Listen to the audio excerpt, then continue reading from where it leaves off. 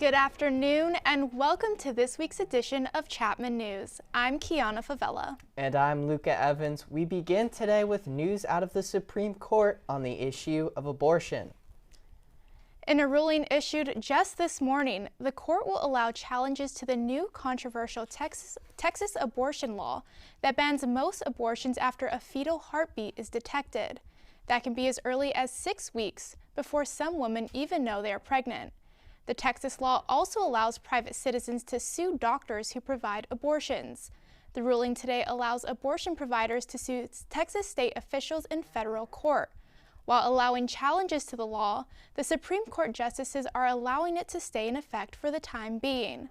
Today's ruling comes a little more than a week after the court seemed to signal it is willing to limit abortion rights and possibly overturn the landmark Roe v. Wade decision. Former Empire actor Jussie Smollett has been found guilty of staging an anti-gay, racist attack on himself in January 2019 and then lying to Chicago police about it. A jury found Smollett guilty on 5 counts of disorderly conduct, one for each separate time he was charged with lying to police after the alleged attack. Disorderly conduct can result in a prison sentence of up to 3 years, but experts say Smollett will likely be placed on probation with community service. Smollett's personal and professional life has also been impacted. He lost his role on Empire shortly after prosecutors first announced the alleged attack was a hoax. Smollett maintains he was the victim of a hate crime, and his attorney says he plans to appeal the conviction. New subpoenas this week naming former President Trump in an investigation into Trump family real estate holdings in New York. Our political reporter Adrienne Mitchell has that story and more. Former President Donald Trump was subpoenaed by the New York Attorney General Letitia James as part of a civil fraud case into the Trump Organization. The subpoena comes as the Attorney General's office investigates the Trump Organization, determining whether or not they intentionally submitted false property values to potential lenders. In a familiar statement from the Trump Organization, they condemn the move, calling it a political witch hunt.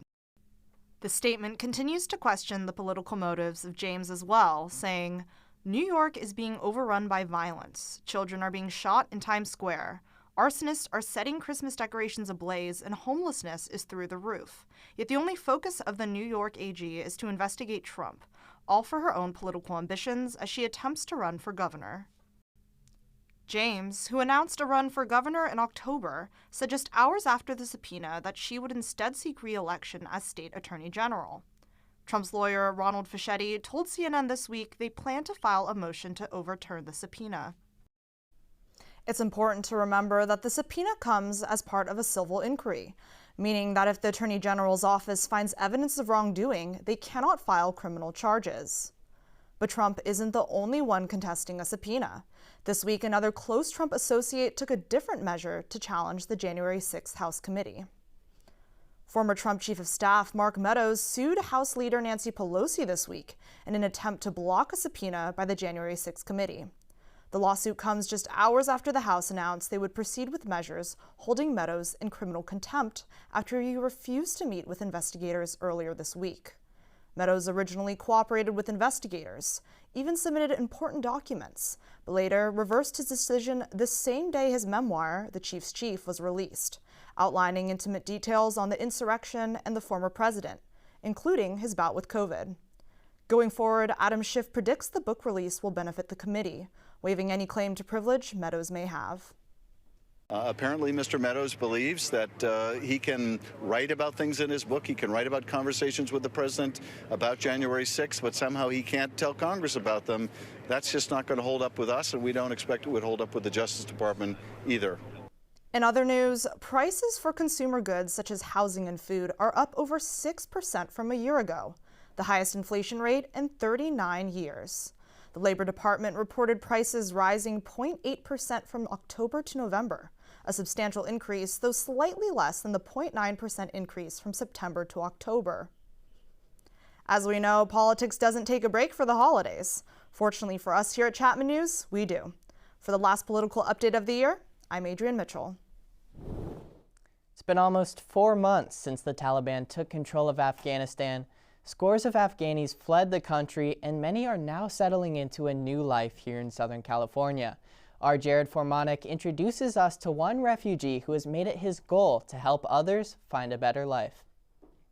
Panic, chaos, a staggering collapse. The Taliban have taken Afghanistan. The Taliban is in control of Afghanistan. Afghans are thronging to Kabul's airport, desperate to get on planes and leave the country. The Taliban have now taken control of the airport and proclaimed Afghanistan's full independence.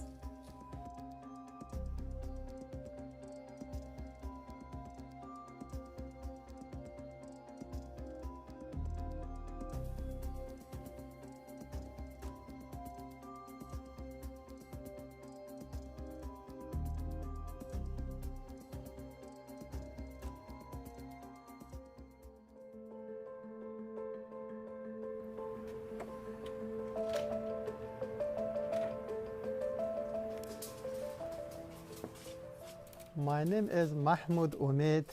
I am from Afghanistan, Logar province.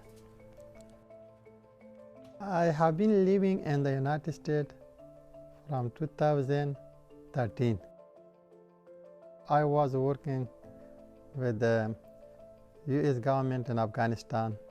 I helped the people of Afghanistan and 34 provinces because also I wanted to see the new country, to see a better life, to get more education, to help our people from this country. I work with Afghan families because we have new arrival.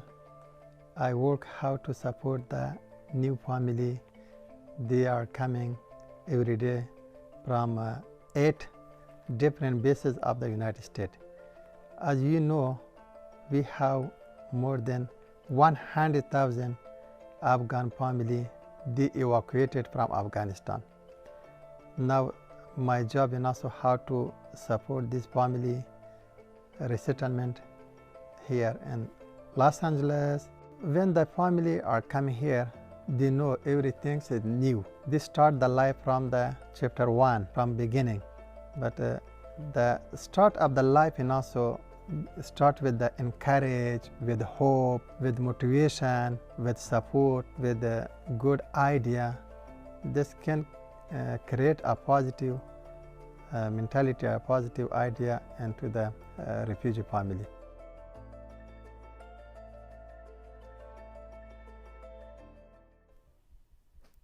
Omicron continues to spread, and infections across the nation are increasing. Taylor Sato is here with more information about the new COVID variant. Thanks, guys. Omicron has now been detected in 20 U.S. states, but Delta is still the dominant variant in the U.S. Colder weather means social gatherings are moving indoors, which increases the chances the virus will spread. According to Reuters, over the past week, the country has averaged more than 120,000 new infections a day, up 64% from the previous week. Since the discovery of the new variant in South Africa, countries around the world are restricting inbound travel from southern African countries. Israel, Morocco, and Japan are banning all foreign travelers, and in order to enter the United States, international travelers must test negative for COVID within 1 day of departure. Dr. Anthony Fauci explains the strategy behind the travel restrictions. No one feels, I certainly don't, that a travel ban is going to prevent people who are infected from coming to the United States.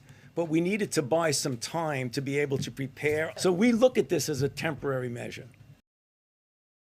Meanwhile, drug developers have encouraging news.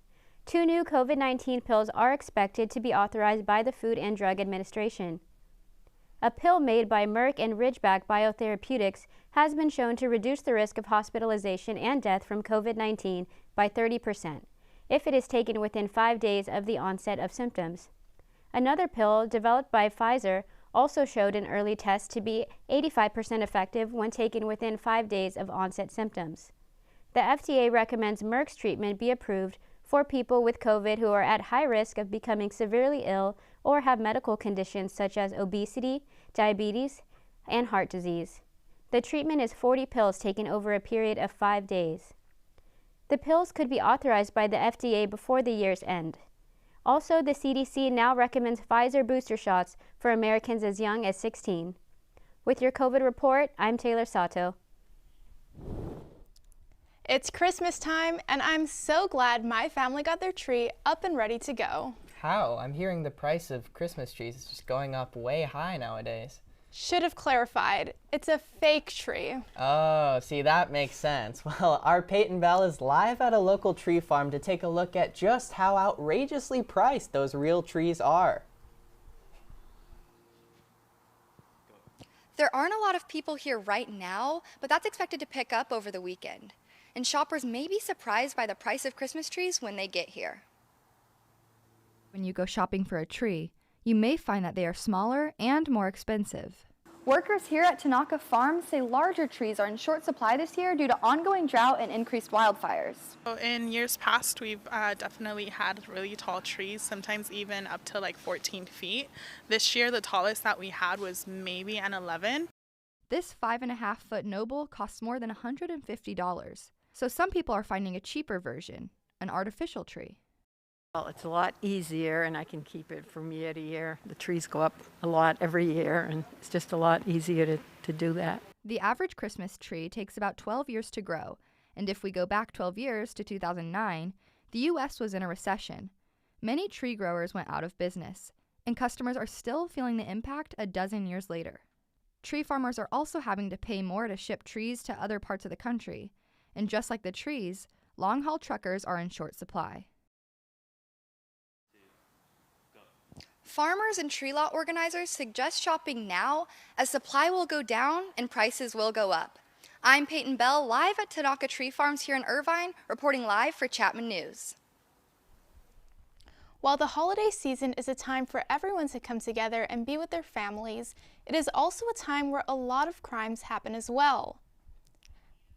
From stealing packages to breaking into cars to smash and grab robberies at stores, Sergeant McMullen of the Orange County Police Department tells us his tips on how we can stay safe this holiday season. Our advice is do not allow the criminals to see what's out there. Utilize your neighbors for packages, utilize the ring door system or some sort of camera, or have the packages dropped off somewhere else. Just be alert and aware. And when it comes to shopping, don't leave packages or anything valuable out in the car. It's too easy for somebody to break a window and steal everything out in the open. And before we go to break, we just want to take a moment to extend our genuine thoughts and support to the family, friends, and colleagues of Todd Withy, a digital systems engineer here at Dodge College who died suddenly this week. His co-workers here at Dodge are remembering him as a great friend who loved outdoor adventures and riding his motorcycle. He was also very proud of his daughter and grandchild. Withy worked at Chapman for nearly 25 years. Still ahead on Chapman News, part 2 of the Opioid Killer. We'll hear from a Chapman student who lost his brother to a fatal overdose. And also a fraternity member talks about drug use and fentanyl fears on campus. Coming up, I'll give you a live look at the popular pub that has seen better days, what this means for employees, and more up next.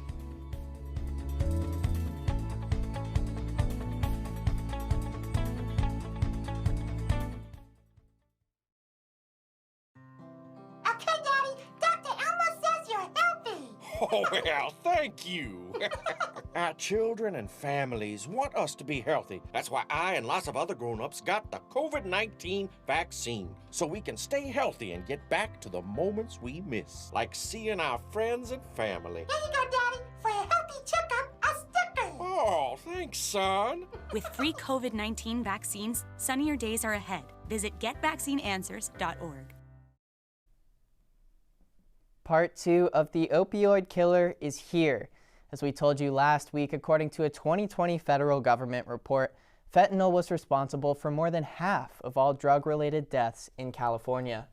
Barbara Fox is in the studio with more on how a Chapman student dealt with the death of a loved one. Thanks, guys. During his teenage years, Chapman Jr. David Rontaler remembers his older brother James was in and out of the house as drugs were taking over his life. In 2019, David's brother died of a fentanyl overdose at the age of 27. David's story, losing a loved one to an accidental overdose involving fentanyl, is not unique. He says the healing process has been slow and exhausting. He blamed himself for a long time. I just remember being in my room alone crying like endlessly at nights, being mad at myself, the world, whoever did this to him, like whatever. I was just so angry and mad and sad all at the same time. It was just so much. A lot of endless nights crying myself to sleep, being so tired from crying, I would knock out. But David says he has done a lot of self-reflecting.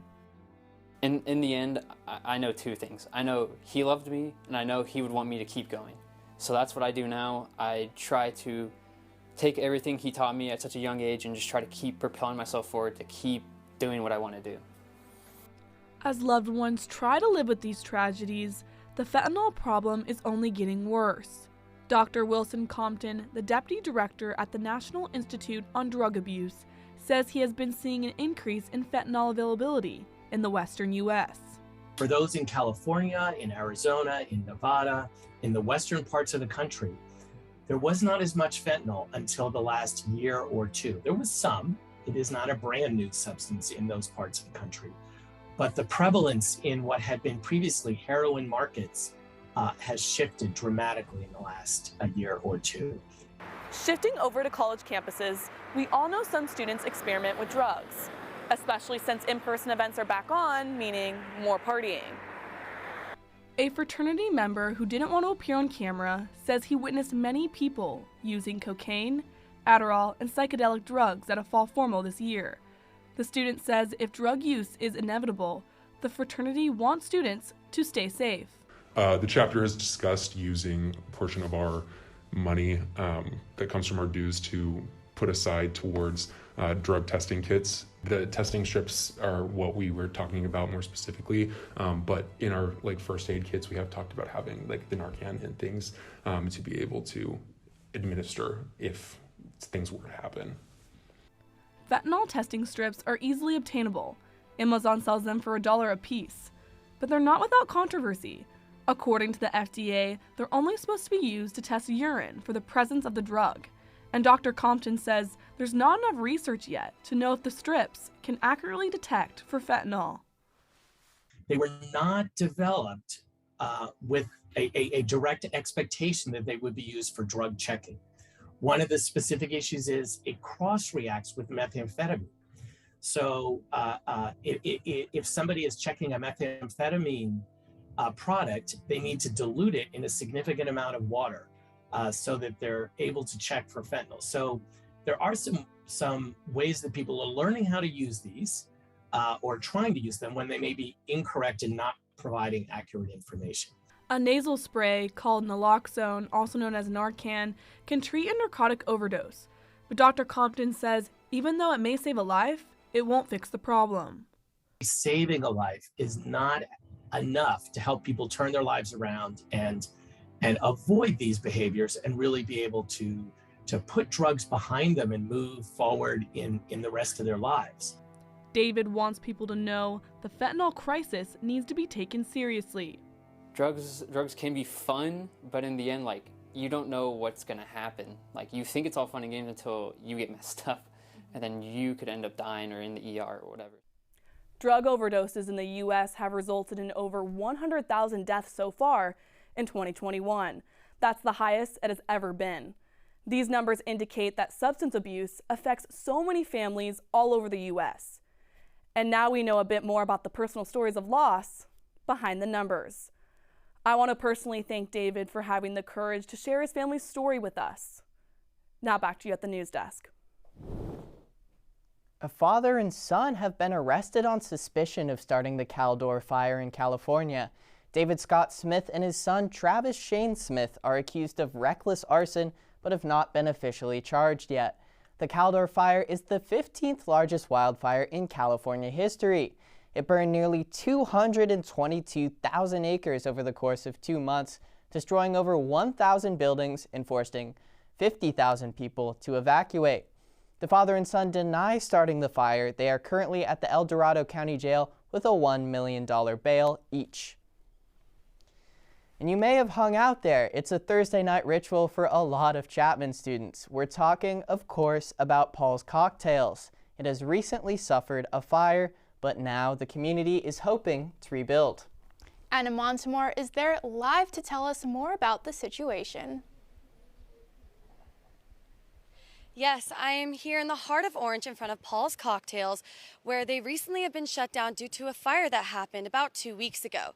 As you can see behind me is that second story where the fire occurred. You can see the paint on the building actually burnt off from the flames, and the window is boarded up. Firefighters had to actually get on that roof and cut a hole in it as a way to get into the building and put out the flames. And the cause of this fire is still unknown. The fire just broke out after noon on Saturday, November 27th, when clouds of smoke started exiting the building. It was a big surprise. We were in the middle of a move, actually. Unfortunately, somehow, something sparked and made a fire and only affected the bar with a kind of a smell of smoke. The fire started in a small space located above the bar, where a Paul's employee was residing at the time. One of my employees lost his place where he was staying, so I offered that for him to, stay for the time. We love them like they're our own.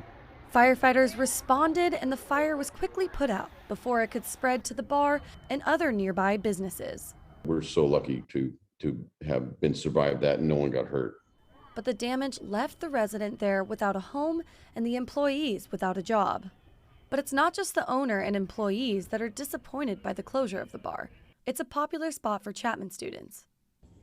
It's really disappointing. It's disheartening to see because I know a lot of seniors who really hope to return to Paul's and that's been a huge part of their experience at Chapman.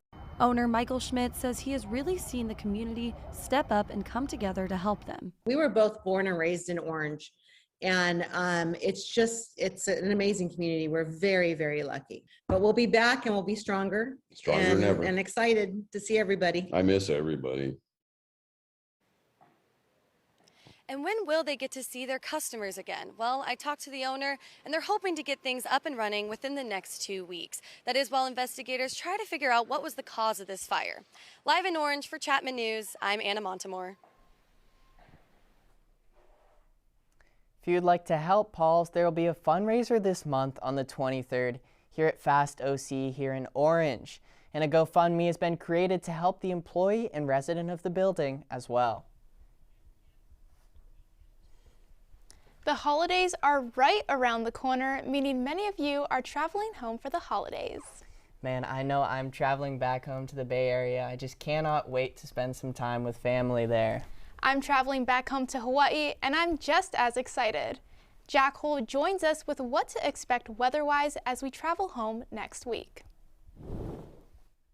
Thanks, guys. I'm sure all of you are excited to go back home and see your families, but first, I know he sees us when we're sleeping, but if you're watching right now, here is your 3-day forecast at the North Pole. Looking on Friday, we have a pretty warm day with 11 degrees and a low of -1.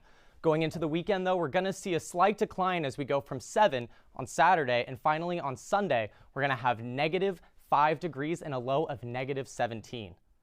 Going on to today's forecast, we're seeing a pretty cool day, 61. Good way to get each other excited for the last weekend of the semester, but you might need a jacket. Finally, going on to our national forecast, we'll start on the West Coast. You see 46 degrees and raining in Seattle. As we head down to San Francisco and Las Vegas, we see 255s. Now going back to my hometown, Denver, Colorado, the 303, it's going to be snowy with 36, but I wish I was in Austin, Texas, because you see partly cloudy and 83. Heading north and towards the east, we're going to see 31 degrees in Minneapolis, 56 in Chicago, and cool temperatures up there in New England when you see 49 in New York, 53 Washington, D.C., 65 and cloudy in Atlanta. Then finally, it's Miami. It's going to be 81. It's going to be a fun time. Oh, missed one. Heading down to the Orange County forecast, if you look near the coast, you're going to see 62, 61, and 61 in San Clemente, Laguna Beach, and Newport. Cooler temperatures. As you head more inland, you're going to see 63 in Westminster and Orange, 64 in Irvine, in Mission Viejo, 62. Here we go. Now heading on to our Orange 7-day forecast, you're going to see it's going to get a little bit warmer as we head into our last weekend here at Chapman. 63 on Friday, 66 on Saturday, and 65 on Sunday. And if you thought finals was all gloom and doom, the weather probably agrees, because on Monday, 58 and cloudy, and that's going to be followed by 56 and showers. It's going to be good, though, because as we head out of the week, you're going to see 55 on Wednesday, and it's going to warm up to 58 on Thursday. That's it for weather this semester. Happy holidays. I'm Jack Hull. Kinsley Rolfe here. Coming up on the Best Campus Sports Show, we'll have updates on the Olympics in Beijing and also Chapman Winter Sports. Stay tuned.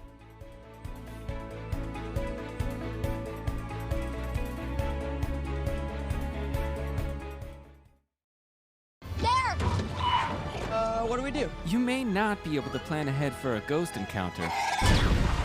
Under the dining table now! But you can plan ahead for natural disasters. Sign up for local weather and emergency alerts. Maybe it's the apocalypse. Know your evacuation routes and decide on a safe emergency meeting location. Here? I know. What a pick to Orlando. Protecting your family is the best plan you can make. So pass the Proton Pack to the next generation and visit ready.gov/plan to get started. Local holiday festivities are returning after many events were canceled due to the pandemic. Shambhalin Fairley was at one of the season's most popular events this past weekend.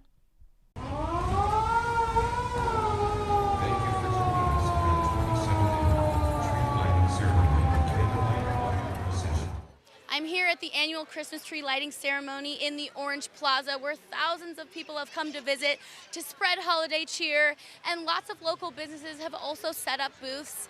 And there are some awesome photo ops also with Santa Claus, and there's also going to be a choir performance later this evening. As people gathered in the circle to spread holiday cheer, many were excited to be out and finally feel a sense of normalcy returning to the community. It's so nice, so relaxing. It's so nice to see people, and the people are so happy. We're here like as a community to enjoy the beautiful traditions like the caroling, the passages from the Bible. It's just so beautiful. With booths, crafts, and even a bouncy house lining the street, it's hard not to catch the holiday spirit. To top it off, Santa's arrival had all the kids lining up for a photo and to tell him what was on their Christmas list this year. So what's your name? Abigail. How old are you, Abigail? 9. What'd you ask Santa for Christmas? A VR set. I asked for an iPad. And what did you ask for Santa? A kid's phone or an iPad. Oh my gosh, and what did you ask for from Santa? VR. I'm going to ask Santa, I really like history, so I'm going to be asking Santa for a World War II half-track. A little elf told me that Santa will be coming down the chimney in no time to deliver gifts and Christmas cheer. But only if you're playing nice. For Chapman News, I'm Shambhalin Fairley. I'll be playing nice for Christmas to get gifts from Santa this year. Luca, will you? I'd rather play dirty to win my next basketball game. And with more on winning in sports this week is Kinsley Rolfe. Thanks, Luca. I'm Kinsley Rolfe, and welcome to the Best Campus Sports Show.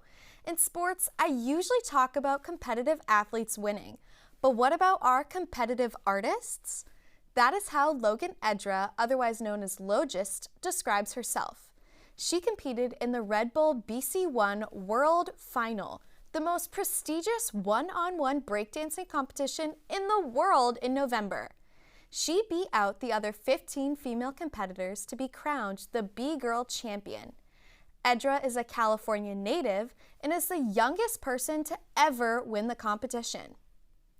As a female in a male-dominated sport, Edra now has her eyes set on competing in the breaking in the 2024 Olympics. This will be the first time breaking will be an event at the Olympics. And speaking of the Olympics, the United States has confirmed its diplomatic boycott of next year's Winter Games in Beijing.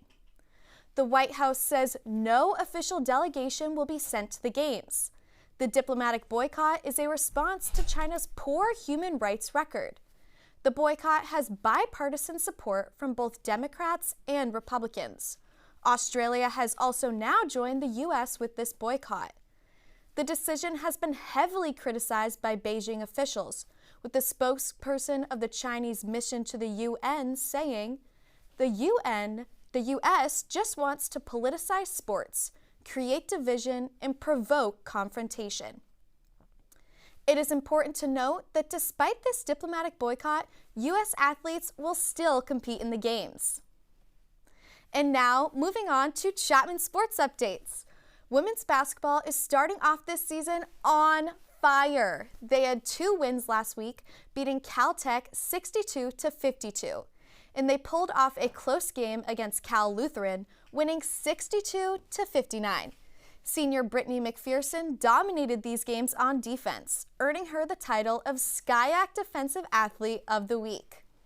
It was a nice surprise, and my teammates were like super supportive and, you know, texting me like, oh my gosh, congrats. So, but I mean, it's like from my teammates too. Like I wouldn't have got that without the help of all my teammates. So it was nice for me, but also just nice for our team to be recognized as well. Even though their season ended a while ago, women's soccer received great news this week.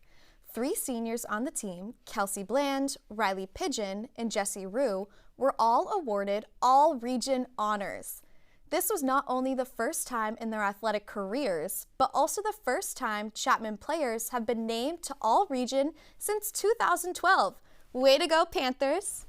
Now, I have to head out and cheer on our Chapman sports teams after that, obviously. I'm Kinsley Rolfe. This is the Best Campus Sports Show. Now back to you at the desk. Chapman took home its first Student Academy Award, and we're speaking with the filmmakers in an exclusive interview coming up after the break.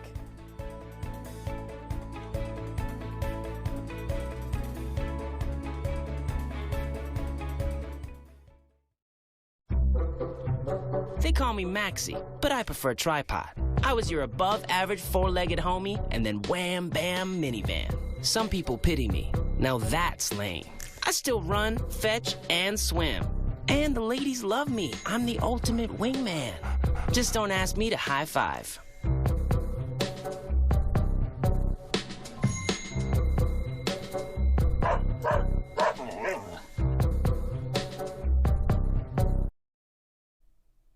Dodge College alumni Pume Morare and Christine Cho got the ultimate Christmas gift this year, a Student Academy Award. Morare directed and Cho produced a short film titled When the Sun Sets, a story inspired by Morare's mother, a young black nurse living in the middle of apartheid in South Africa.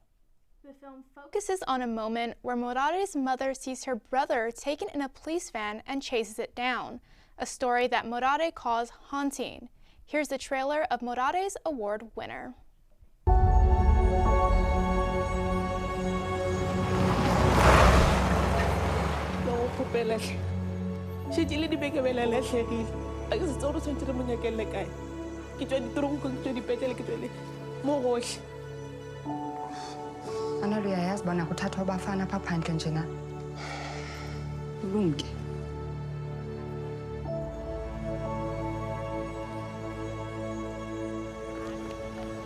Ngithini ngokusisi asaziqonda yonke lento senzayo silokuhlala apha endlini.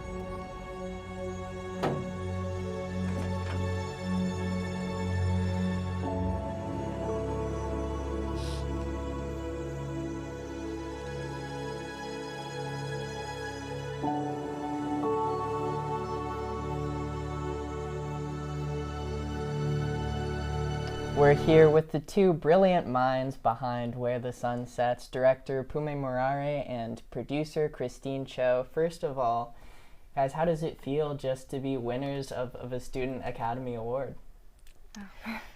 It's very surreal. It still hasn't sunk in for me. Yeah. I mean, Christine, you can also speak for yourself, but like it just feels like something that you'd always hope for. But you're never really sure if you could get it, and so just having the opportunity to even be a finalist for the Student Academy was already mind-blowing for us. Yeah. Oh yeah, definitely. I think especially in the midst of quarantine, at that time it was just surreal getting the email and the call, and I think for both of us, because of that aspect as well, it's been a journey just reminding ourselves about it. Yeah. This film in particular is based on the experiences of your mother. At what point in your life did you kind of know that you wanted to tell that story and feel that, you know, desire to really put that into, you know, a film? The professor, Thomas Harris, said that we should write about the things that haunt us. And this was a story that has haunted me for a while, because I always thought of the different things that could have happened to my mother as a result of this incident, because what happens in the film is that she has to find a way to save her brother, and she puts herself in danger. And so I thought of all of the things that could have happened to my mom, to my uncle, and the scenarios that might have led them to not be here today. And so that's something I decided to explore by writing about it, and then it became my thesis. And this thesis was filmed all the way in South Africa during the pandemic. Christine, you were able to return to the US, but Pumi, you were not. Can you tell me how hard was that? In the face of all these unprecedented events, even non-COVID related, I think, you know, just production related mishaps that happen on set all the time. In the face of that, I think as a team, all of us, we all just learn to push through and also find, just be patient enough to like keep our heads on our on our shoulders to find the solutions. So I think that was a big lesson for me. You speak of the dignity of women in South Africa. This film takes place in 1985. How much has changed since then? I think definitely a lot has changed in terms of women and Black people having dignity now since the end of apartheid.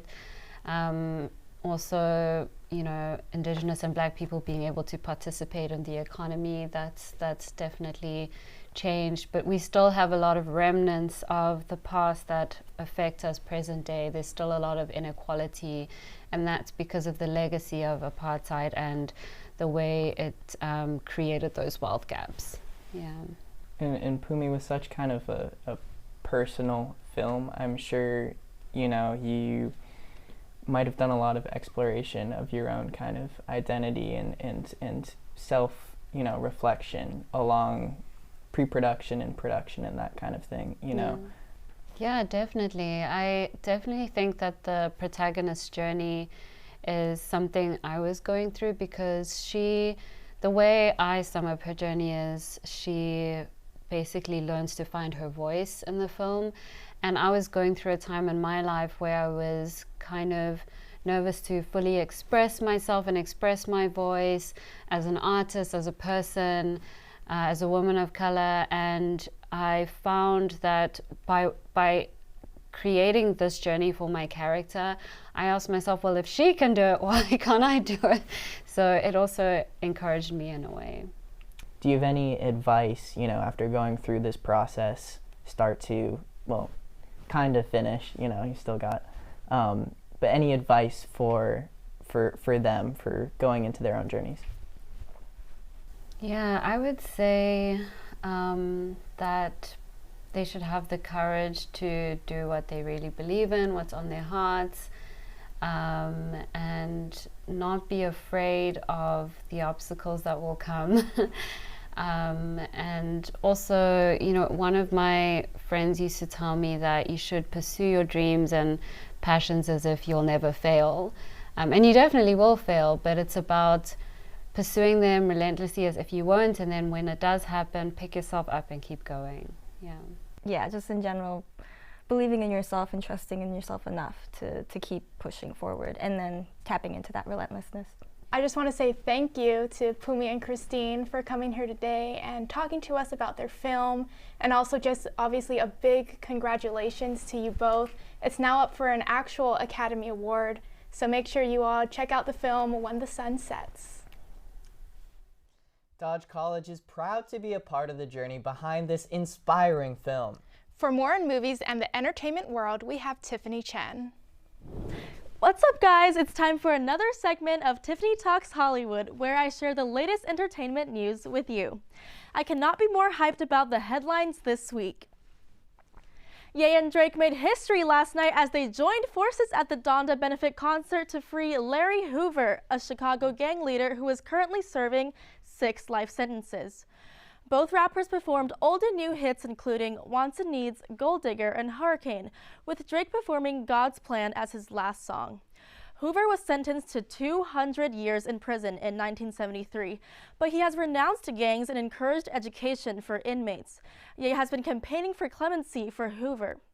Fans rejoiced as Ye and Drake finally squashed their beef 2 weeks ago. The concert to benefit Hoover took place at the LA Coliseum. Tickets went on sale November 22nd, with numerous sources reporting that resale prices for tickets were over $7,000. That is an astronomical amount of money. But tickets were being sold for just around $50 to $100 days before the concert, as a large number of seats were still available. Shocking, considering these are the biggest rappers of all time. The Kennedy Center Honors celebrated its 44th set of honorees. President Biden and the First Lady were in attendance. It's the first time that's happened in 4 years since former President Trump skipped the event each year he was in office. This year's honorees were screen icon Bette Midler and singer Joni Mitchell, bass player Testino Diaz, producer and director Berry Gordy, and Saturday Night Live creator Lorne Michaels. The gala event was hosted by David Letterman at the White House and the Library of Congress. A recap of the event will air on CBS on the 23rd of this month. Finally, tired of watching Home Alone every Christmas? I'm not, but if you are, Danielle Burke North is here to suggest some new Christmas movies. Number 1 on the list is A Castle for Christmas. Sophie, played by Brooke Shields, is a best-selling author who upsets her fans by killing off the love interest in her novels. She heads to Scotland in search of a castle with connection to her family, where she meets a handsome duke and... okay, I'll let you watch the rest. There's also the movie Single All the Way. Yeah, just at me next time. To avoid his family's judgment about being single, main character Peter asks his guy best friend to pose as his boyfriend on a trip home for the holidays. And the movie Love Hard is precisely why I will never use dating apps. After meeting her perfect match on a dating app, a writer flies 3,000 miles to surprise him on Christmas, only to discover that he's a catfish. I guess that was the real surprise. I'm so ready to start binging all these Christmas movies. For Chapman News, I'm Tiffany Chen. And before we wrap for this semester, we have 7 seniors who will not be returning as they head off to the real world next semester. This group has fought through thick and thin to finish their degrees during a global pandemic. To celebrate their accomplishments, Chapman News put together a tribute to these 7 people. Our Chapman News seniors this semester were terrific. They have a range of talents and they are great leaders, so we are going to really miss them and we wish them well. We know they're going to be very successful. This has been a wonderful group of seniors. They've contributed so much to this program through their enthusiasm, their creativity, and hard work. And as I said, I'll miss every single one of them. Tiffany, I love Tiffany. Tiffany always brings a certain amount of swag and a certain amount of energy. I think she really shows her personality in her work. I had a great time co-anchoring with Tiffany for the 1 week that we were there. We absolutely killed it. She works with passion and grit, and I really appreciate that about her. And she's always been there for me. We sort of bond about our broadcast struggles, and I know that we will be good friends for life, and I will miss her so much in Chapman News. Hi, my name is Tiffany Chen. I'm a senior broadcast journalism major at Chapman this year. I think my favorite memory was anchoring weather for the first time. That was my very first on-camera role. It was just so exciting, anchoring without a teleprompter and having to do weather all like improv. It was a really cool experience. Jared is so creative, and he's done so much. He always has great ideas. He was just such a bubbly personality, and he's brought that into everything he's done for Chapman News, and I wish him the best. Hi, my name is Jared Formanek, and I am a senior in Chapman News. I don't remember exactly what show it was, but there was one show where I was working playback. I think I was sitting next to you, and I just remember it being like a perfect show. Like everything was on the mark. And when everyone came in from the studio, it was just it was the best energy because we knew we did a great job, everything went smoothly. When I first met Shambi back in August, I knew immediately that I really liked her and that she would be a super inspirational figure in my life and my Chapman News career. So I really admire just like Shambi's like assertiveness. Like I aspire to be like that. Like I love just how like confident she is, how straightforward. Like I really respect that. Shambi is the sweetest person ever, and she also always kills it with whatever her job is. We know we can rely on her. Hi, I'm Shambi. I'm a senior and I am a member of Chapman News. I'm gonna miss the late night delusional editing sessions and hanging out with everyone in Chapman News. I love this team. I've known Rachel since my freshman year, whether it's playing hockey with her or actually being in a broadcast class. She always has a unique way of reporting and doing her own thing, and I commend her for that, and I wish her the best of luck. she's always encouraging me via text or hyping me up on Instagram and just making all of us look super good on the Chapman News Instagram. Hi, my name is Rachel and I'm a senior at Chapman News.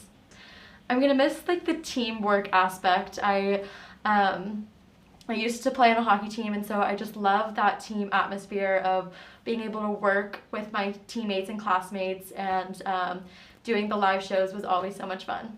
Talia always looks good. She always dresses well. She's very professional. I enjoyed working with her this semester. Talia is so nice, and she's done great on social media, and I always love seeing how energetic and creative she is. I'm Talia Barretto. I'm a senior in Chapman News.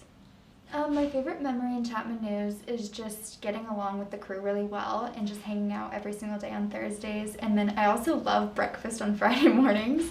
I think that's probably like a really big highlight for me.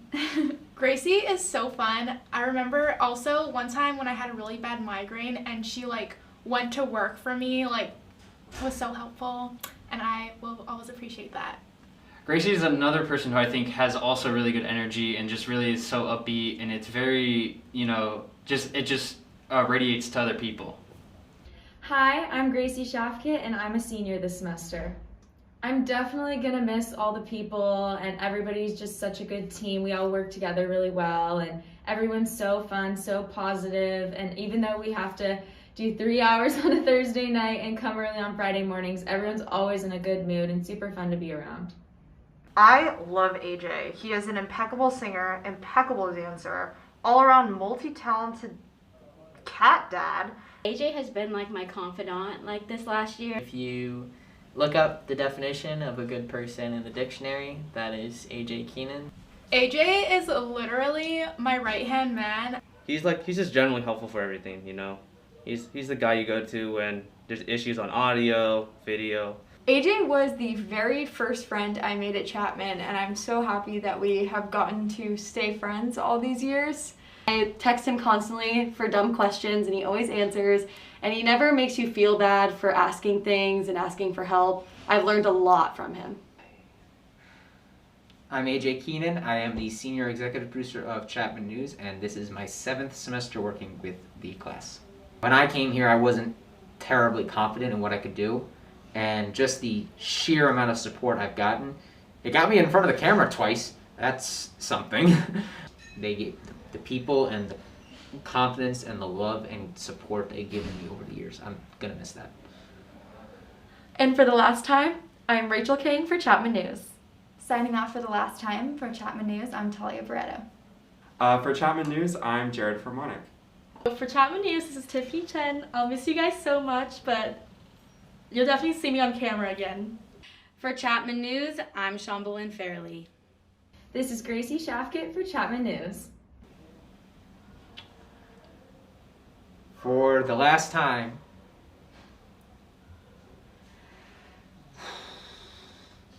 for the very last time, for Chapman News, I'm AJ Keenan. Oh my God, I'm gonna cry. Thank you so much to our very own Emma Sexton for putting that lovely piece together. And thank you to our 7 seniors for all their hard work over the years. You will all be greatly missed. Well, that's all the time we've got for this week. Kiana, I think we were supposed to be off the air like 15 minutes ago, so we really went over our time limit. Oh, I kind of forgot about that part. Sorry, Brett and Suzanne. Anyways, be sure to check out our YouTube page at chapmannews.tv and follow us on social media at Chapman News. I'm Kiana Favela. And I'm Luca Evans. We'll be taking a break for interterm and we'll be back in the spring with more episodes of Chapman News. But until then, happy holidays to all and thank you for tuning in. Seniors, get on out here. Let's go. Come on. Yeah.